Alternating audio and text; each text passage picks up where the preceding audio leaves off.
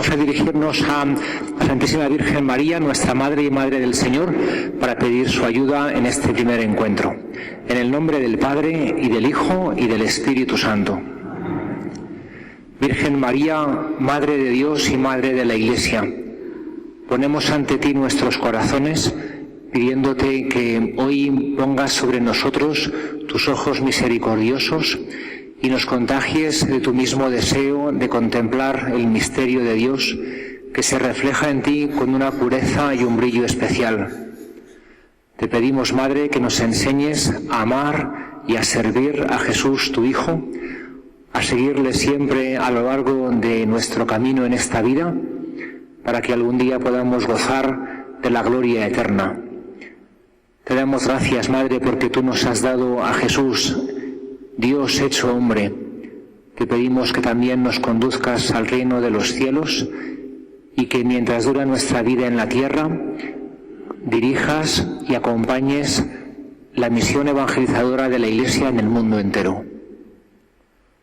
Dios te salve, María, llena eres de gracia, el Señor es contigo. Bendita tú eres entre todas las mujeres, y bendito es el fruto de tu vientre, Jesús. Santa María, Madre de Dios, ruega por nosotros pecadores, ahora y en la hora de nuestra muerte. Amén. Nos podemos sentar, queridos hermanos y amigos. Bien, pues enseguida os cedo la palabra a Agustín. Simplemente voy a decir unas palabras de presentación, aunque es muy conocido en nuestra diócesis. Agustín Jiménez, sacerdote de la diócesis de Getafe, ordenado en 1999.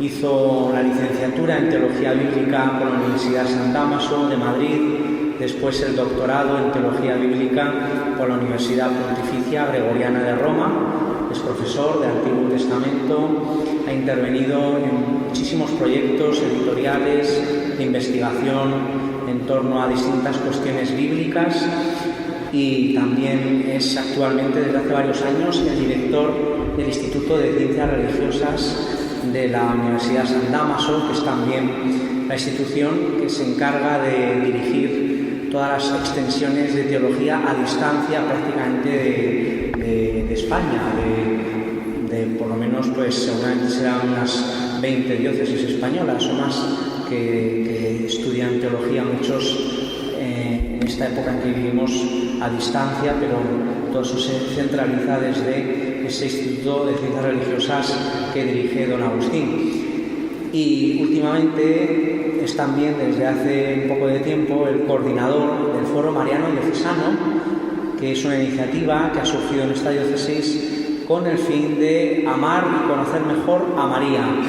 Y también hay un interés particular sobre el debate y el estudio de la cuestión de si María es corredentora. Pues Agustín nos explicará un poquito lo que significa esto.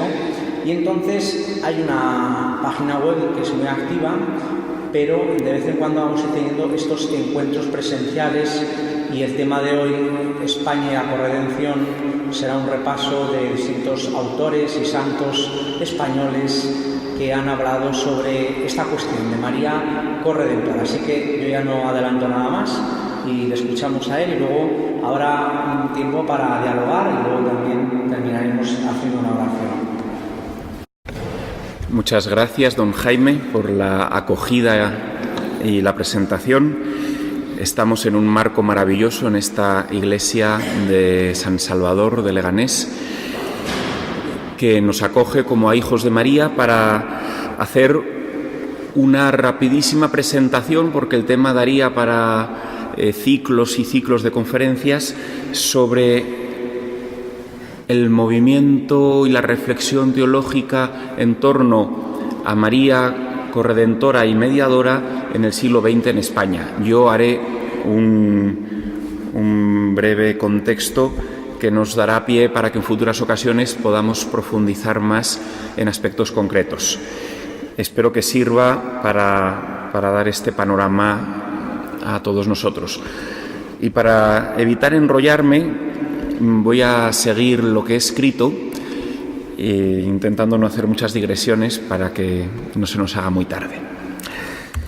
Lo primero quiero mencionar es que la corredención va muy unida al tema de la mediación mariana y de María mediadora o medianera de todas las gracias o de la gracia, porque muchas veces se ha visto, sobre todo a inicios del siglo XX, como uno de los aspectos de la mediación de María el ser corredentora. Entonces, por eso, prácticamente afirmar una cosa implica la otra, aunque veremos que se han ido recolocando, no hoy, otro día, se han ido recolocando los conceptos, y hoy el concepto fundamental bajo el que se amparan la mediación mariana y la corredención es el concepto de María Madre, Madre de la humanidad y Madre de los cristianos. Bien, España, como sabéis, se la conoce como Tierra de María, debido al gran amor con que ha recibido de los españoles a lo largo de toda su historia, desde que ya el pobre apóstol Santiago sufriese a orillas del Ebro la evangelización de este pueblo tan tozudo, pero ya ahí María tuvo una actuación que hizo que los españoles nos enamorásemos de ella de un modo especial. Pues bien, también el tema de la corredención ha dado muchos frutos en nuestro país, como os intentaré sintetizar en el día de hoy, y a lo largo de esta ponencia quiero mostrar tres aspectos. Por un lado, en el campo de la teología, a tres mariólogos muy importantes, seguramente los más importantes del siglo XX en España, sobre la corredención. También me centraré en la vida cristiana. Veremos tres votos que se han hecho en relación a María, y también os hablaré un poquito más de la iniciativa reciente del Foro Mariano Diocesano que nos congrega hoy aquí. Así pues, pasamos al primer punto: teología y corredención en España. Hay una importante tradición teológica en España sobre la mediación mariológica y la corredención. Los jesuitas españoles aceptaron enseguida, a inicios del siglo XX, la propuesta del cardenal Mercier de Bélgica de promover una proclamación dogmática de María mediadora de todas las gracias.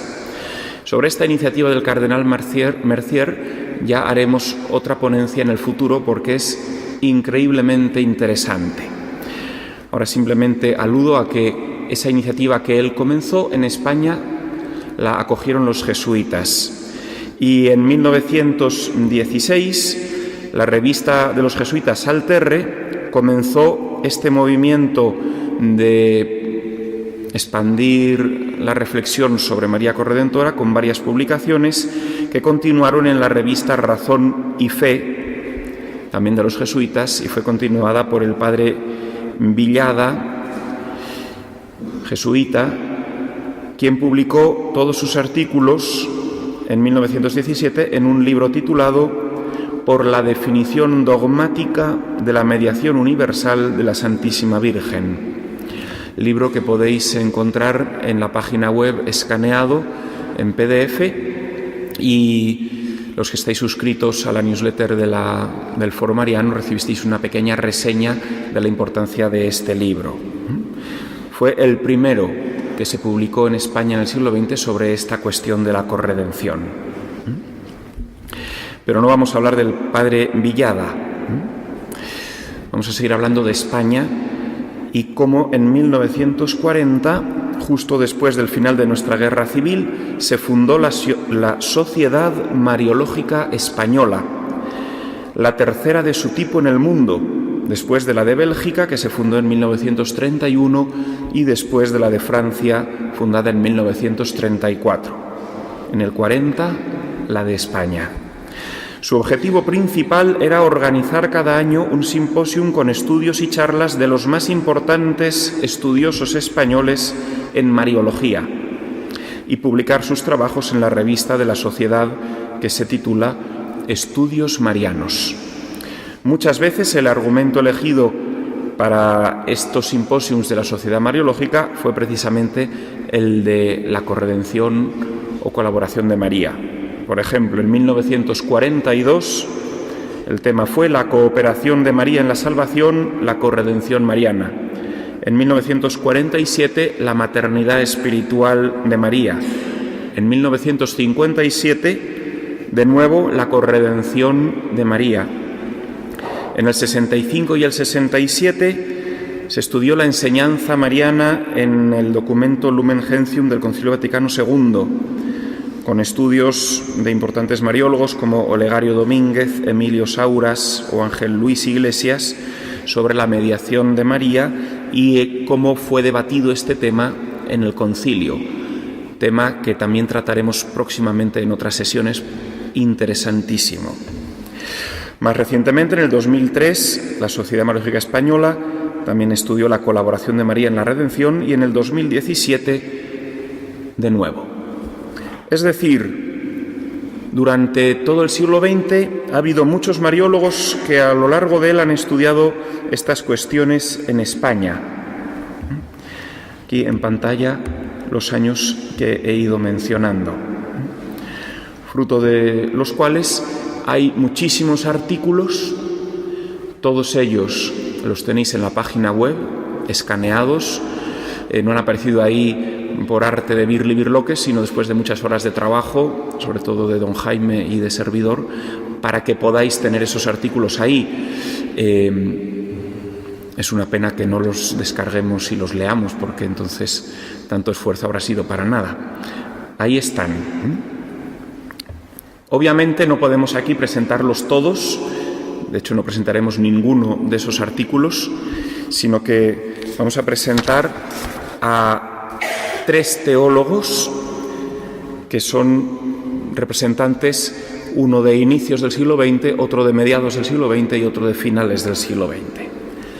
El primero de ellos es el famoso padre Bover, José María Bover, un eminente jesuita bien conocido en España, aunque no por su obra mariológica, sino sobre todo por su enseñanza de la Biblia desde 1911 hasta 1950 y por 2 publicaciones bíblicas que quizá a los más mayores del lugar les suene, a los sacerdotes nos suelen sonar más. Primero, porque escribió la primera teología de San Pablo en español por un católico, una obra de referencia, de estudio para todos los sacerdotes españoles, y la primera traducción de la Biblia en lengua castellana en el ámbito de la Iglesia Católica a partir de los textos originales del griego y del hebreo. La famosa Biblia Cantera Bover, porque entre el padre Cantera y el padre Bover la tradujeron y la publicaron. Esto les hizo ser muy famosos, por lo menos en España. Los estudios sobre María del padre Bover llegaron más tarde y llegaron gracias a una providencial llamada que recibió del Papa, como ahora veremos. Al principio de su camino mariológico, el padre Bover pensó que no había una base teológica para defender la corredención mariana y su mediación universal. Es más, en 1918 fue a un congreso mariano en Barcelona, donde salió escandalizado por las exageraciones que allí escuchó sobre la mediación mariana. Pero sucedió algo en su vida. En la Iglesia estaban llegando multitud de peticiones al Santo Padre que pedían la proclamación dogmática de María, mediadora universal de las gracias. Tantas peticiones hizo que el Santo Padre, en 1920, formase 3 comisiones de expertos teólogos a los que les pidió estudiar esta cuestión. Una comisión en Italia, otra en Bélgica y otra en España. 3 comisiones de 3 teólogos cada una. Y el padre Bover fue elegido por el Papa para coordinar la Comisión Española sobre la mediación. Así que no le quedó otra que estudiar a fondo el tema. Ahora bien, cuando empezó a hacerlo, cambió sorprendentemente de opinión. En su equipo había otros 2 estudiosos, Ángel Amor Ruibal e Isidro Gomá. Igual no suenan, pero son los más importantes y famosos teólogos en España en la primera mitad del siglo XX. Los tres, don Isidro, don Ángel Amor y el padre Bover, coincidieron unánimemente, al igual que los tres del equipo de Bélgica, dando una respuesta positiva al Santo Padre sobre la conveniencia de proclamar dogmáticamente ese dogma mariano. Desde 1922 hasta 1928 el padre Bover escribió muchísimo sobre este tema mariológico desde distintas perspectivas, defendiendo la mediación universal de Nuestra Señora. Estudios sobre los santos padres de la Iglesia, sobre las escrituras sagradas, sobre la liturgia. Incluso publicó un catecismo sobre la mediación universal mariana y se convirtió en un defensor famoso de estos títulos, María Mediadora y María Corredentora. Desarrolló su mariología a partir de sus estudios sobre las cartas de San Pablo, que era su especialidad bíblica, y principalmente a partir de dos ideas importantes que fueron las que él descubrió en San Pablo y le llevaron a convencerse de este papel de María. La primera idea es que San Pablo presenta a Cristo como el segundo Adán. El primer Adán fue por el que entró el pecado en el mundo. Cristo es el segundo Adán que viene a restaurar la naturaleza humana del hombre caído. La segunda idea es otra idea también muy presente en San Pablo: Cristo, cabeza de la Iglesia, nosotros, cuerpo de la Iglesia. Cristo cabeza, los cristianos el cuerpo. Y el Cristo total lo forman la cabeza junto con los miembros, Cristo junto con nosotros. Respecto a la primera idea, sintetizando mucho su argumentación y su reflexión, él decía, como luego dijo toda la patrística desde San Ireneo en el siglo II hasta nuestros días: si hay un segundo Adán, que es Cristo, debe haber una segunda Eva, que no puede ser otra que Nuestra Señora, la Virgen María. Por lo tanto, si la primera Eva era madre de todos los hombres por la carne, también María es madre de todos los hombres, pero por la gracia, madre de la humanidad redimida, del mismo modo que Cristo es el nuevo Adán y engendrador de la nueva humanidad por la gracia. Y el segundo argumento, la idea del Cristo total, cabeza y miembros, dice: si María, y de esto no hay duda, es madre de Cristo, la cabeza del cuerpo de la Iglesia, también debe ser madre de los miembros del resto del cuerpo. Un cuerpo no puede tener dos madres, una madre de la cabeza y otra madre de los miembros. Si es un único Cristo total, tiene una única madre, que es María. Su trabajo principal mariológico se publicó en 1940 y llevaba por título María, Mediadora Universal o Soteriología Mariana.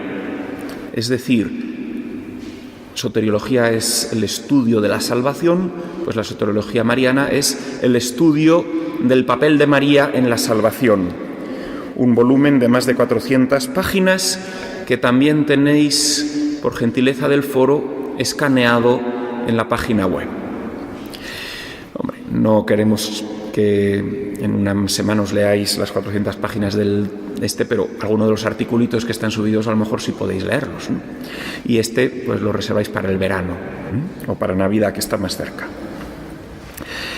Evidentemente es imposible resumir ahora este volumen, pero os leeré lo que dice Bover en la introducción.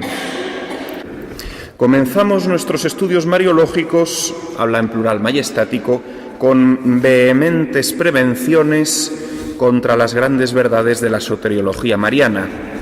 Pero San Pablo primeramente, y luego la lectura de los escritos patrísticos y de los documentos pontificios, disiparon, no sin rubor, las prevenciones, trocándolas en la convicción más firme sobre la verdad, cada vez más fulgurante, de la corredención y de la mediación universal de María. Fin de la cita. El padre José María Bover murió unos años antes del Concilio Vaticano II, en 1954. Segundo estudioso que vamos a presentar, el padre Narciso García Garcés, religioso claretiano. Fue doctorado en teología con una tesis que ya lo indica todo. Está en latín, Mater Corredemptrix, traducido Madre Corredentora.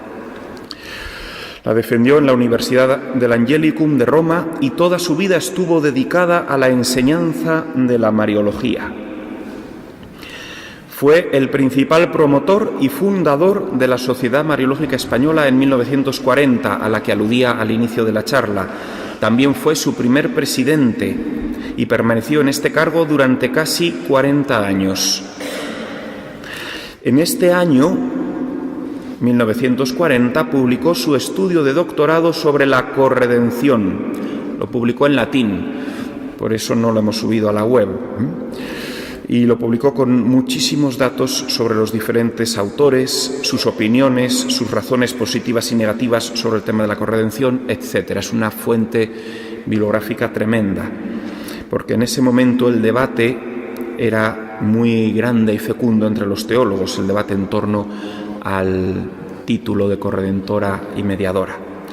Su obra tenía dos secciones. Por un lado, la sección de la maternidad espiritual de María en las Escrituras y en la tradición de la Iglesia. Los puntos principales que aquí toca son los mismos que los postulados por el padre Bover. María como segunda Eva y su maternidad del cuerpo total de Cristo, de la Iglesia, porque ella es la madre de la cabeza, Cristo mismo. En la segunda sección estudia el movimiento teológico de la maternidad espiritual hacia la corredención. Presenta una investigación de esta cuestión en la liturgia, en los papas y en los padres de la Iglesia, y responde a las dificultades clásicas que se objetan contra la corredención, explicando su relación teológica y cómo se deduce esta corredención de la maternidad de María, de la maternidad espiritual.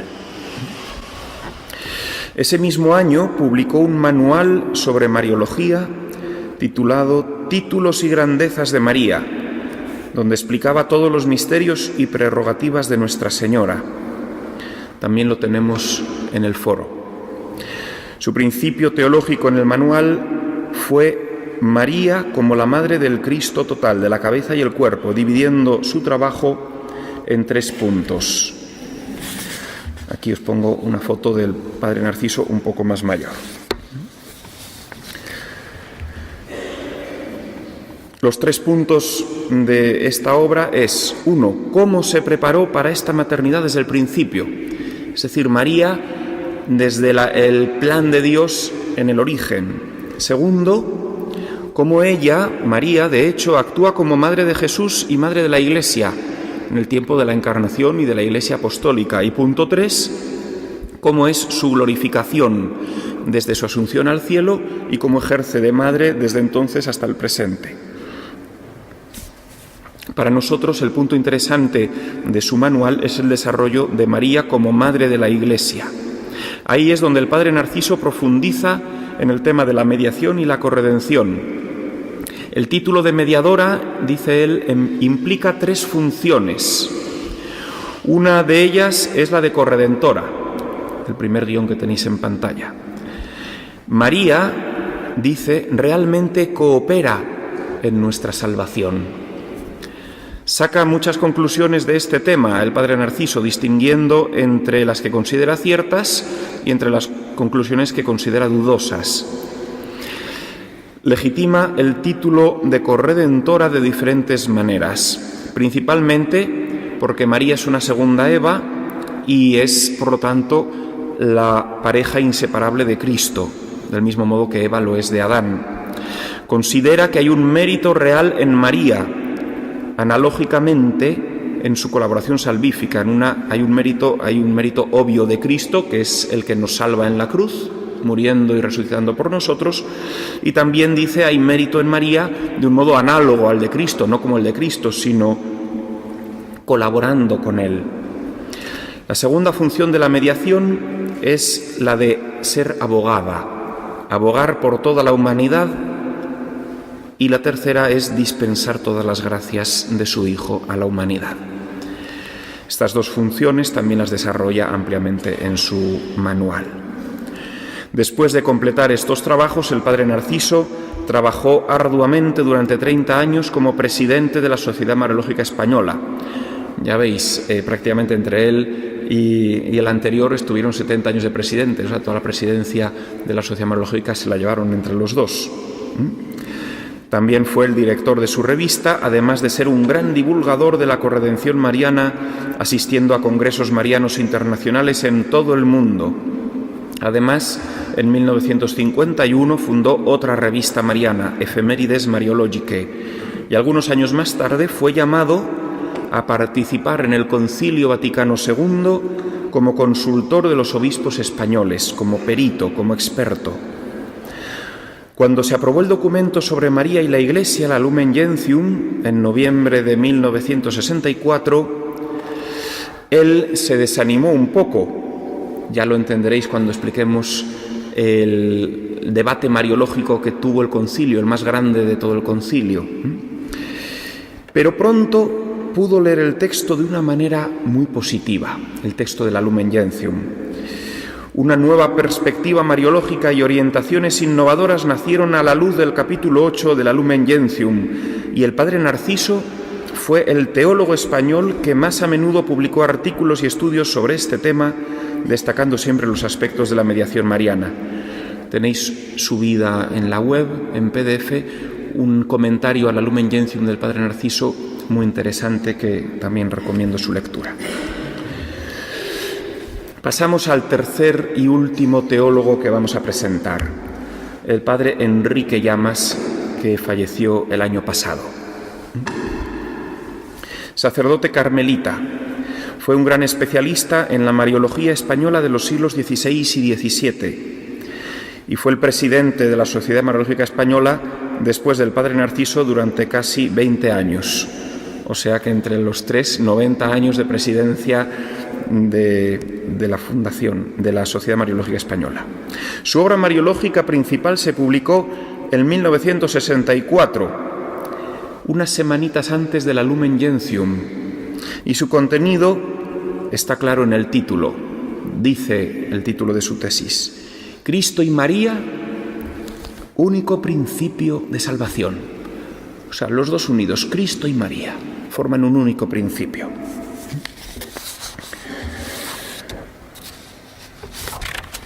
Desafortunadamente, este estudio apareció, como os he dicho, unas semanas antes de la constitución dogmática Lumen Gentium y obviamente no pudo citar este documento esencial en su obra, y así su libro se convirtió en 3 semanas en un texto antiguo, justo después de nacer, porque ya todo lo que se dijese de Mariología tenía que citar al concilio, no citarlo era ya quedarse obsoleto, así que el pobre tuvo pues muy mala suerte con su publicación.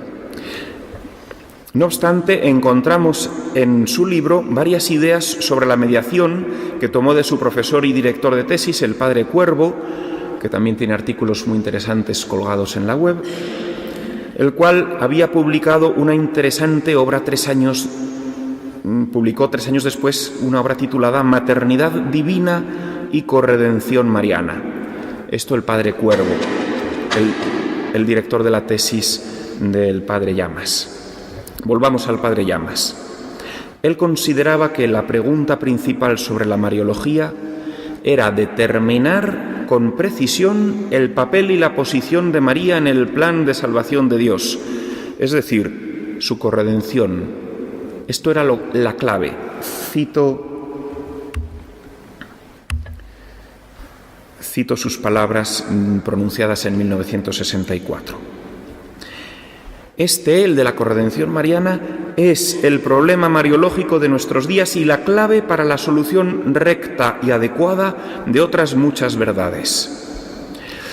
Él estudia la formulación de su tesis, Cristo y María, único principio de salvación, desde todos los puntos de vista posibles, desde la historia, su significado, su importancia, comparándolo con otras formulaciones y dando argumentos teológicos para su utilización.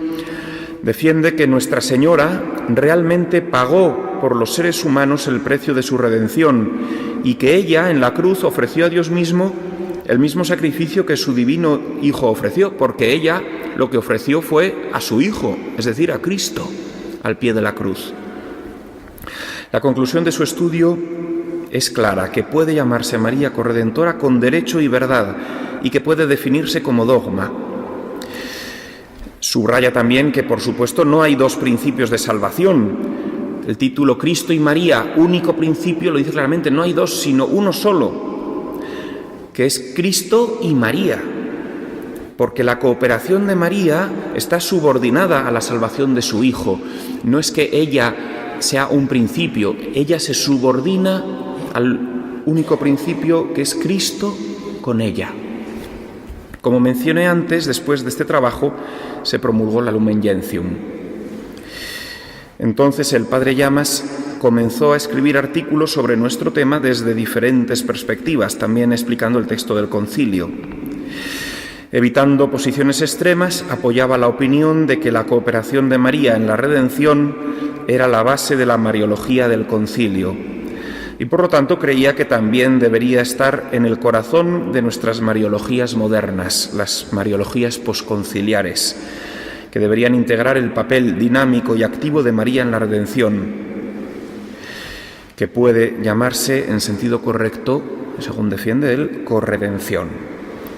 María colabora con su Hijo de acuerdo con la perspectiva del concilio, que pone en el centro la historia de la salvación. Y María lo hizo a lo largo de toda su vida, colaborar con su Hijo, con acciones salvíficas concretas y en diferentes momentos. El padre Llamas también comentó el gran texto de San Juan Pablo II, la Redemptoris Mater, que tuvo una importancia decisiva también en la Iglesia, que sacaba de una sequía mariológica a la Iglesia de muchos años. El padre Llamas subrayaba nuevamente en este texto de San Juan Pablo II la perspectiva de la mediación de María. Y algunos años más tarde, en 1998, publicó otro artículo que mostraba la conexión salvífica entre su maternidad divina y su colaboración en la redención de la humanidad. Decía el padre Llamas, con su fiat, con sus palabras al ángel, hágase en mí según tu palabra, María está ya colaborando activa y eficazmente con la redención objetiva, es decir, con el hecho mismo de la salvación. Luego, si acaso en el diálogo comentamos algo más esto de la redención objetiva y la redención subjetiva. Podemos concluir la presentación de estos tres teólogos españoles diciendo que todos están de acuerdo, o sea, los tres, con esta afirmación.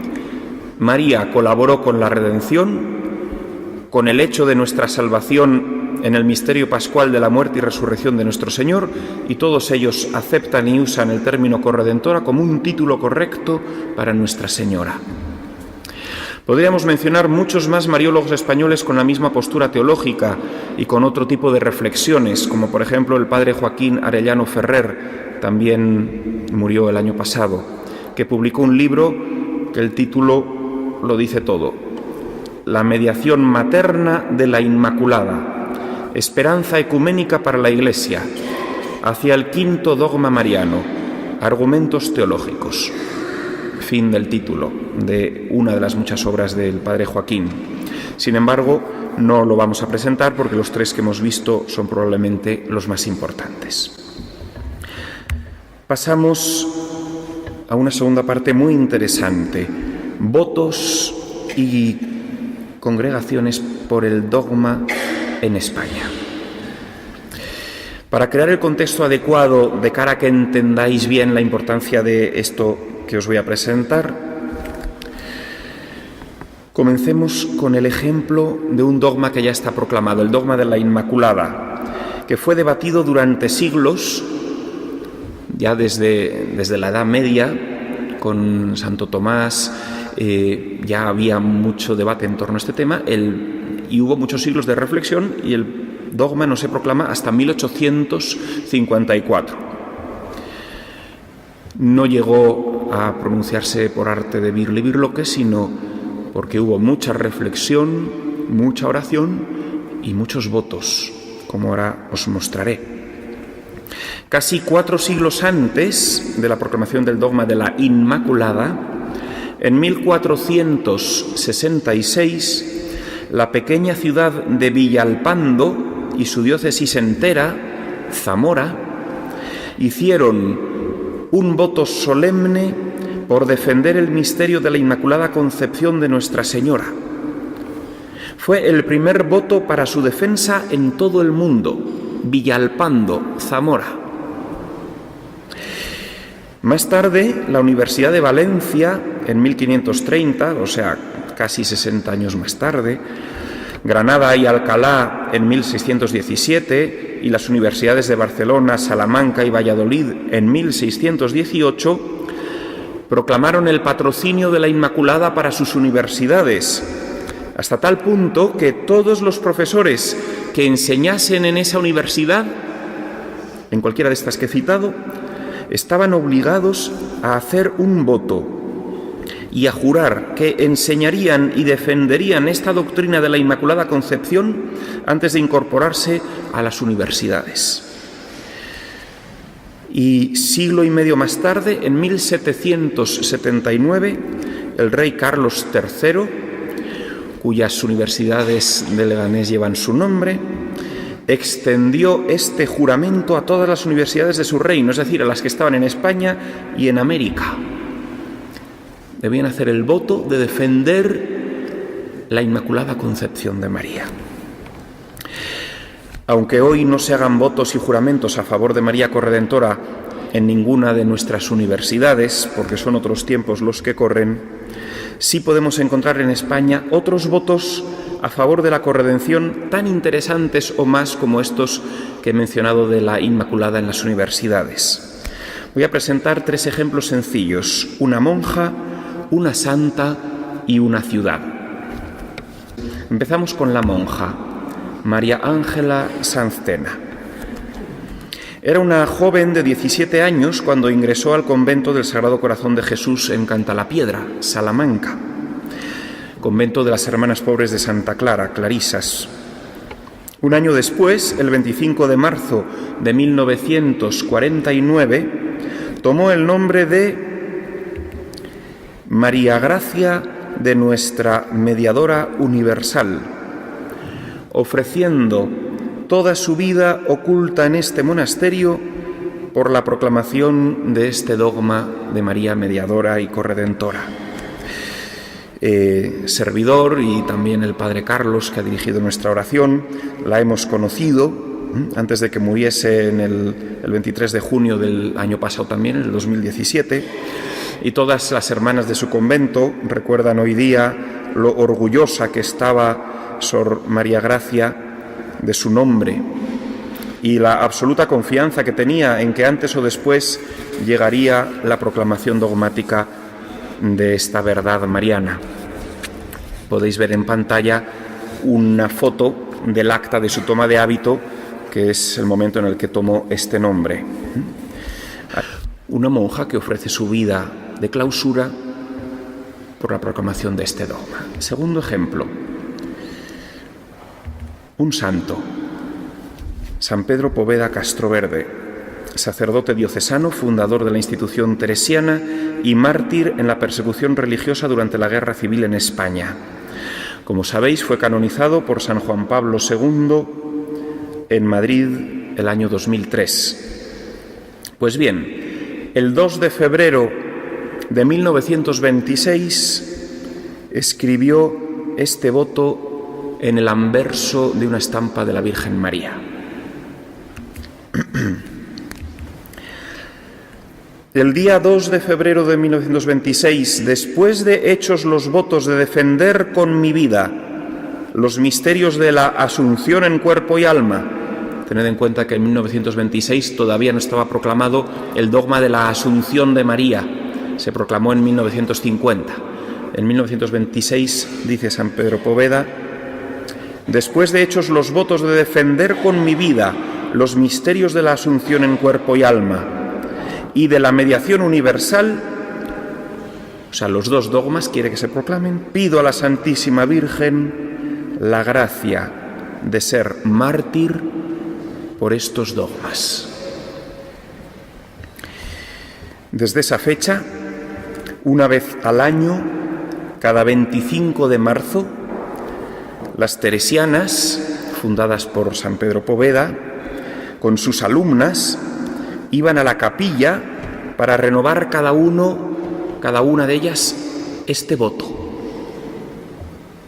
Una por una, en fila frente al sacerdote, recibían los juramentos y con su mano en los evangelios y las rodillas en el suelo repetían con emoción: juro defender con mi vida los misterios de la Asunción de Nuestra Señora en cuerpo y alma a los cielos y el de su mediación en la dispensación de todas las gracias.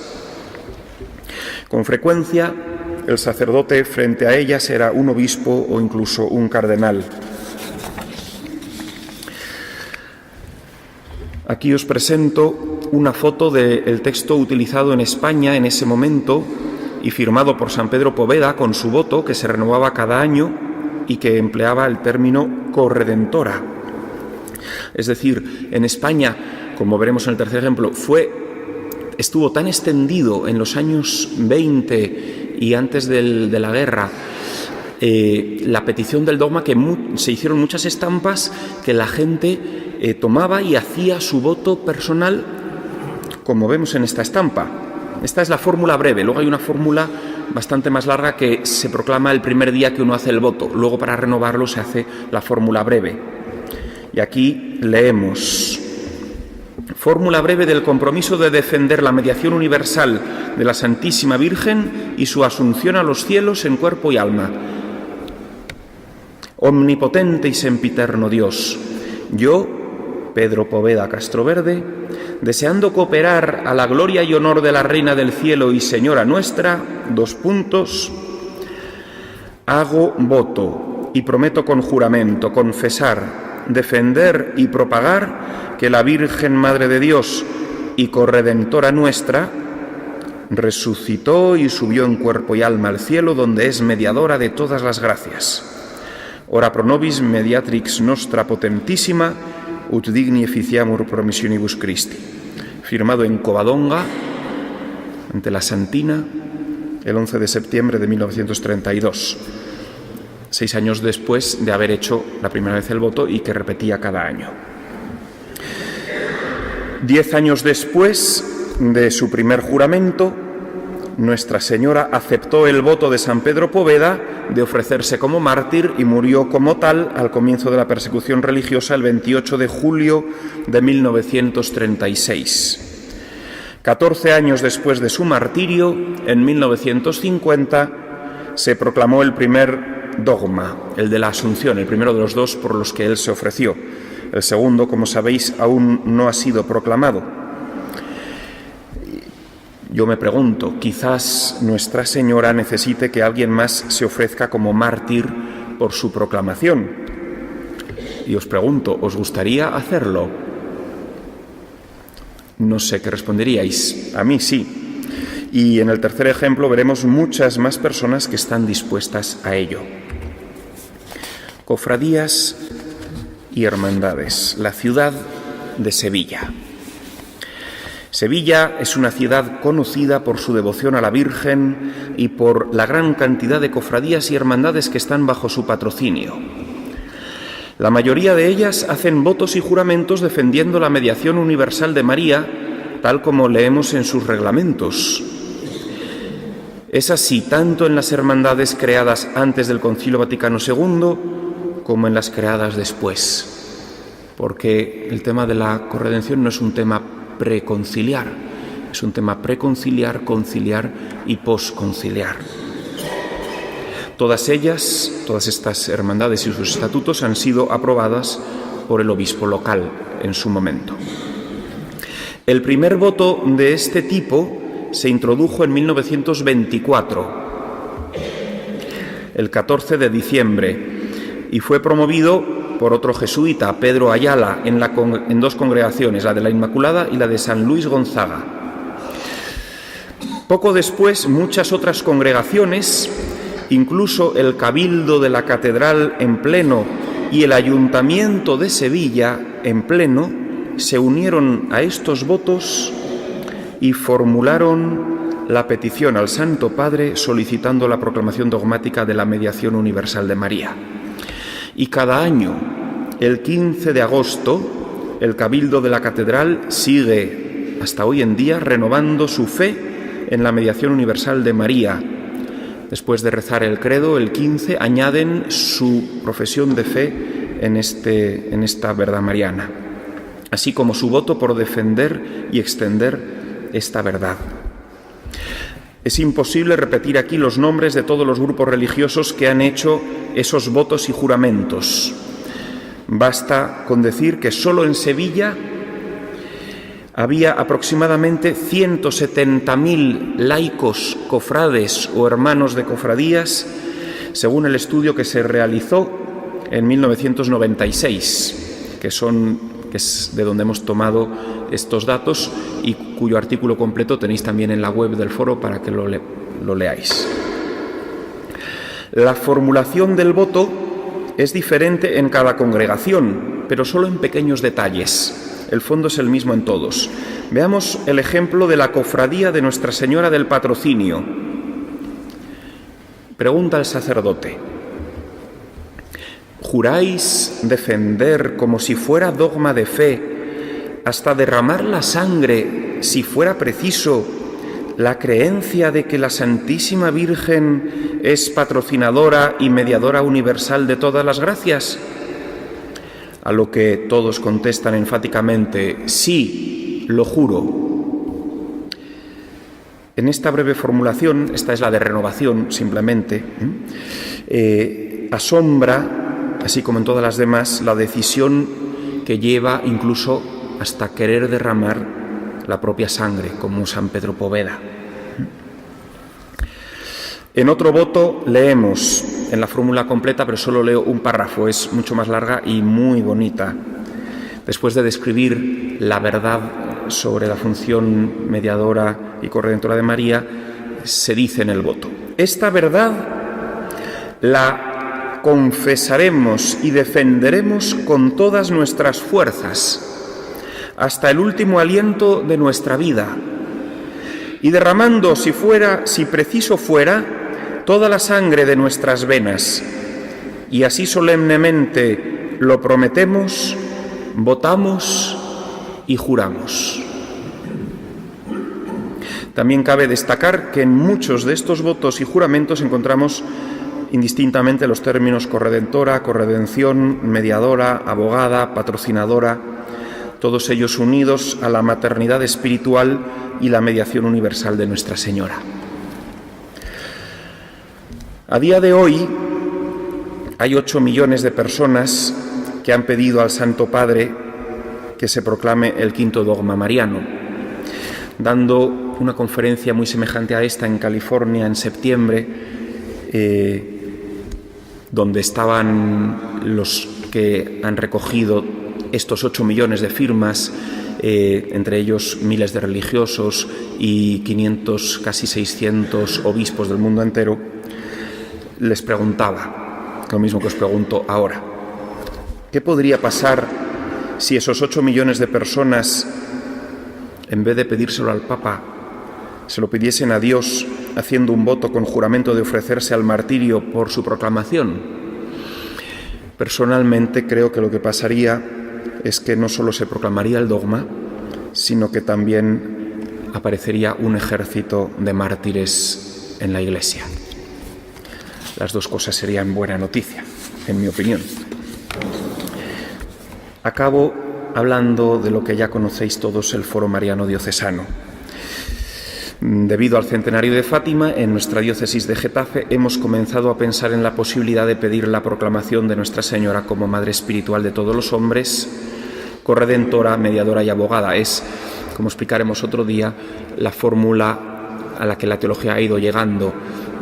El término clave es María, Madre Espiritual de la humanidad, corredentora, mediadora y abogada como expresiones de esa maternidad.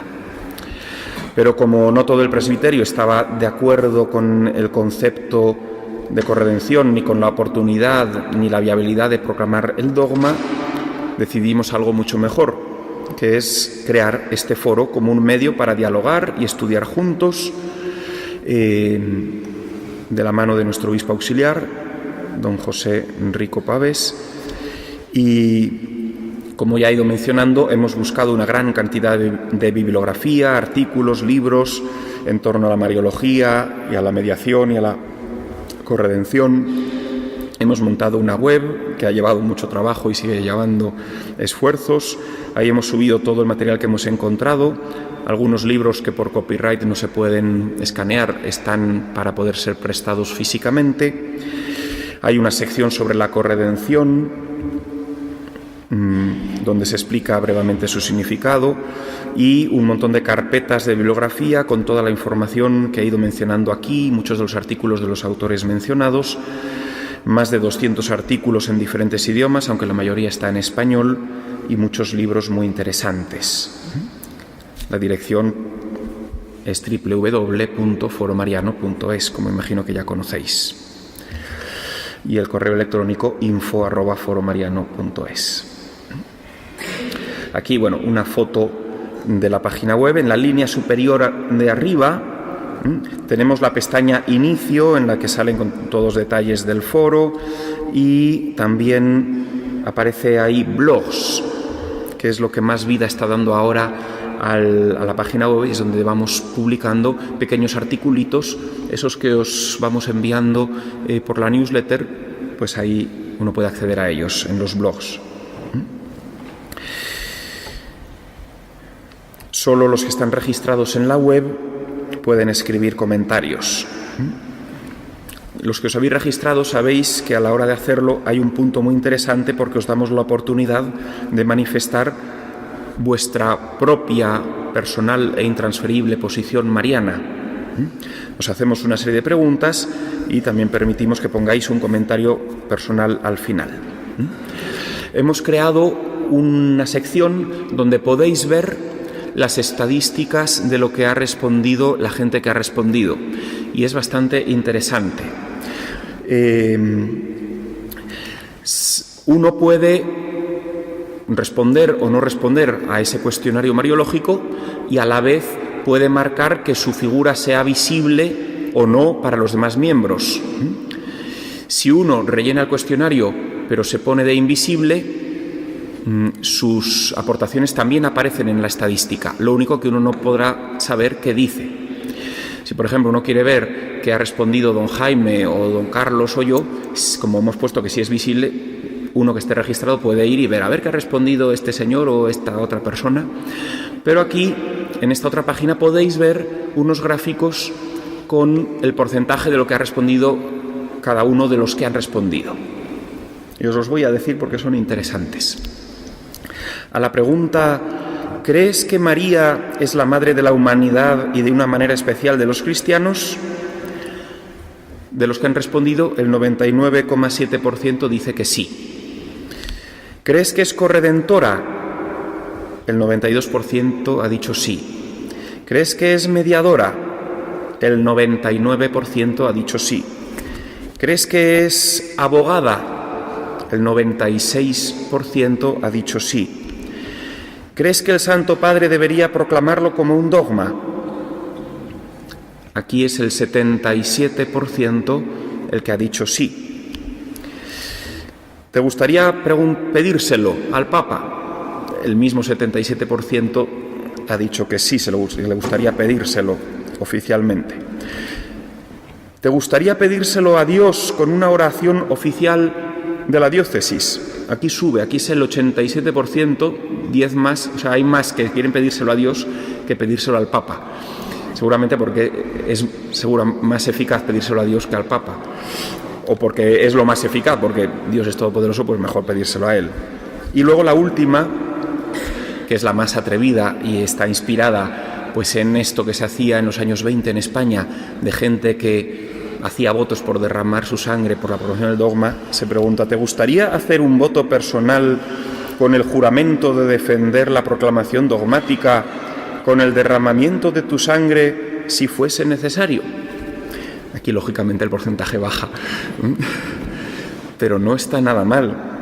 El 59% de los que han respondido al cuestionario dice que sí, que estaría dispuesto a hacer un voto de proclamación del dogma derramando su sangre si fuese necesario.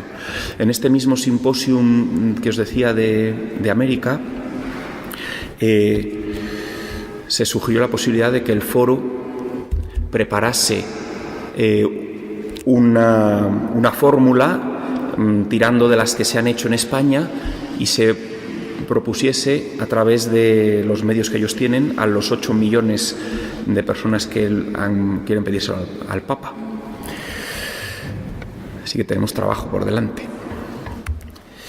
Acabo, si alguno pregunta, ¿y cuántos hay apuntados en el foro? Pues actualmente estas estadísticas responden a 335 personas que se han registrado en el foro.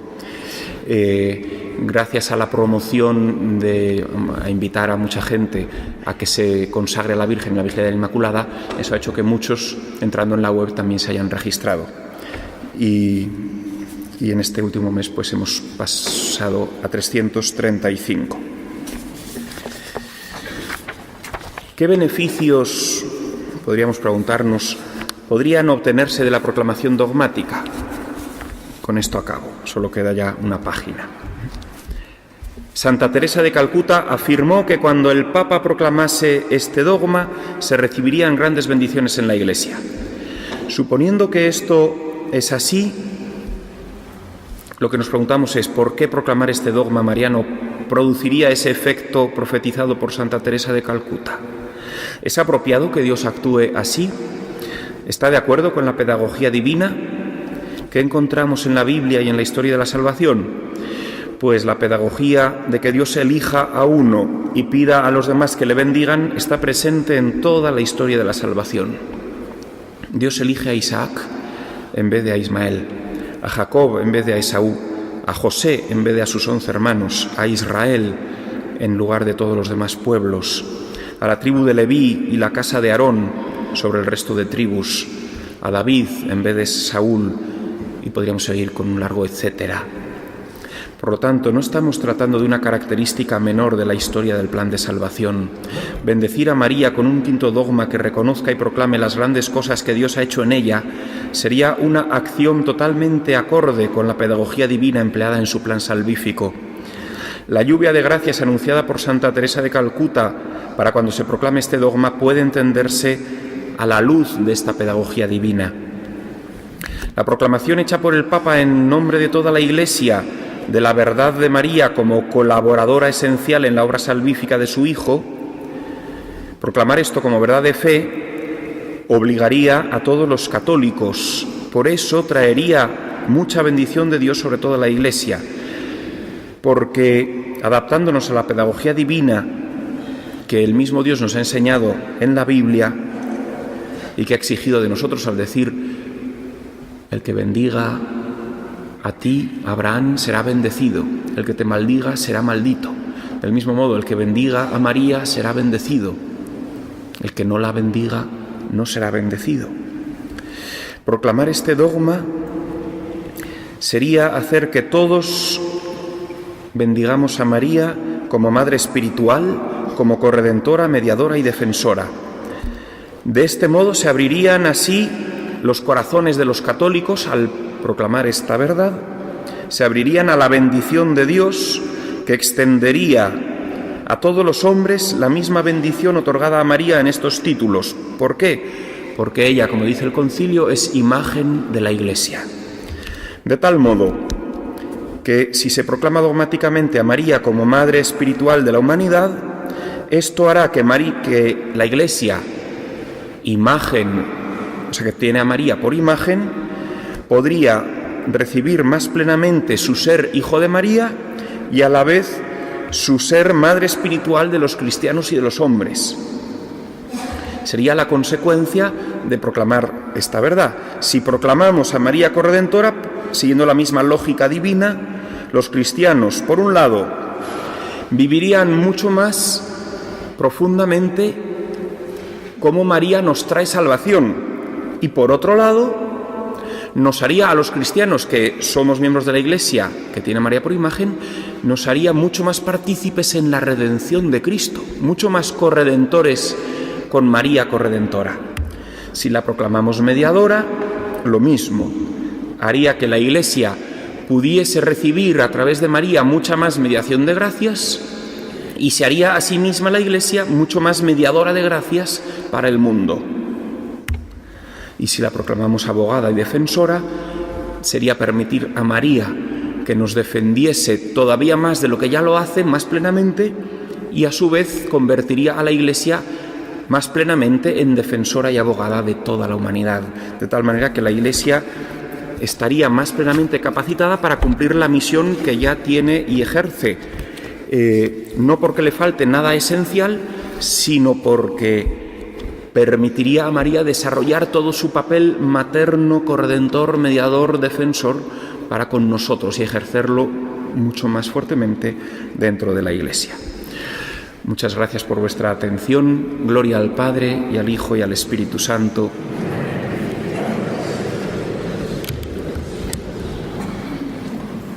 Bueno, pues a don Carlos nos preside la oración final, nos ponemos todos de pie, nos invita ahora a mirar un poquito más cerca del centro, ahora que está la patrona de Leganés, Nuestra Señora de Butaque, y a ella le encomendamos los frutos de nuestro camino cristiano.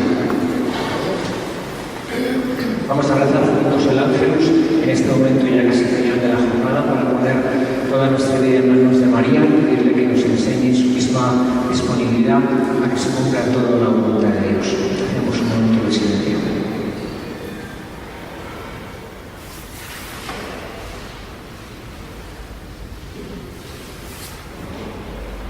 El ángel del Señor anunció a María: Dios te salve María, llena eres de gracia, el Señor es contigo.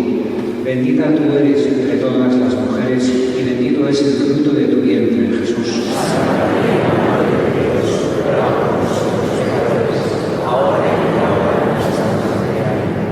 He aquí la esclava del Señor. Dios te salve María, llena eres de gracia, el Señor es contigo. Bendita tú eres entre todas las mujeres y bendito es el fruto de tu vientre, Jesús.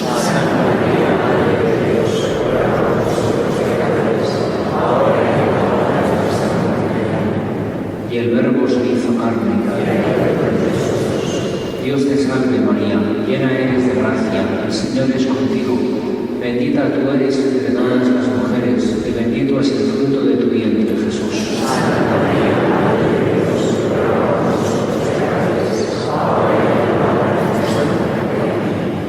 Ruega por nosotros, Santa Madre de Dios.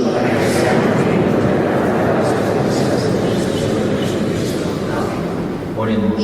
Derrama, Señor, tu gracia sobre nosotros, que por el anuncio del ángel hemos conocido que tu Hijo se encarnó de la Virgen María, para que por su pasión y su cruz lleguemos a la gloria de la resurrección, por Jesucristo nuestro Señor. Amén. Gloria al Padre, y al Hijo, y al Espíritu Santo.